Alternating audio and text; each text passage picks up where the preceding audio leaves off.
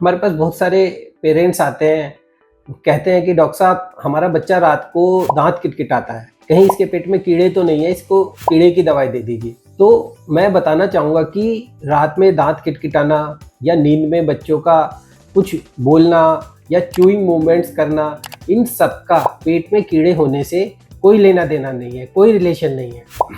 होता क्या है कि ऐसा अक्सर देखा गया है कि ये जो दांत किटकिटाने या नींद में बोलने की या च्यूइंग मूवमेंट्स की जो आदत होती है वो 2 से 3 साल की एज में बच्चों को शुरू होती है। उस एज में बच्चों के ऊपर अगर किसी भी तरह का स्ट्रेस, कोई टेंशन, किसी भी तरह का कोई भी मेंटल टेंशन अगर कुछ भी रहती है, जैसे कि पीयर प्रेशर, स्कूल का प्रेशर, पेरेंट्स का प्रेशर कि अब आपको कुछ सीखना है, सोसाइटी का प्रेशर, कुछ नई नई चीज़ें सीखनी है, तो उससे क्या रहता है कि बच्चे को दिमाग में टेंशन रहती है, जिसकी वजह से वो रात को पूरी तरीके से सो नहीं पाता है। वो रात को सोने के लिए लेटता तो है, लेकिन सबकॉन्शियसली उसका जो माइंड है उसके अंदर क्या होता है कि माइक्रो अराउजल्स होते हैं, छोटे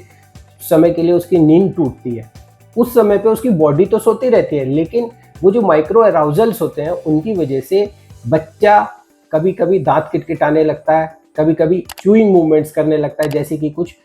चबा रहा हो, या कई बार नींद में कुछ बोलने लगता है। तो ये जो समस्या होती है लगभग 8-9 साल की एज तक, मैक्सिमम 10 ईयर्स तक जाकर के डिसअपियर हो जाती है, ठीक हो जाती है, जब बच्चा ये जो प्रेशर है, ये जो सोसाइटी की जो पीयर प्रेशर है, सोसाइटी का प्रेशर या स्कूल का प्रेशर है, इससे थोड़ा थोड़ा अपने आप को समझने लगता है, अपने आप को थोड़ा सा अडेप्ट कर लेता है। तो इसमें किसी भी तरह के ट्रीटमेंट की कोई ज़रूरत नहीं है, घबराने की कोई ज़रूरत नहीं है, ना कीड़े मारने की दवाई देने की ज़रूरत है कि पेट में कीड़े हैं तो इसलिए कीड़े की दवाई दे दो, उससे इसका कोई रिलेशन नहीं है। कई बार क्या होता है कि दांत किटकिटाने वक्त वो अपनी जीभ काट लेता है, तो या दांतों को कोई नुकसान पहुंचता है, तो उस समय हम डेंटिस्ट की सलाह ले सकते हैं। Thank you.